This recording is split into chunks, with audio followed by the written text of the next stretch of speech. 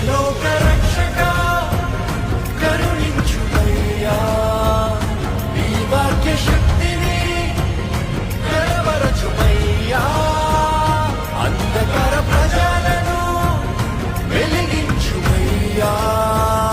పునరుద్ధరణ శక్తితో విడిపించుమయ్యా ఒకసారి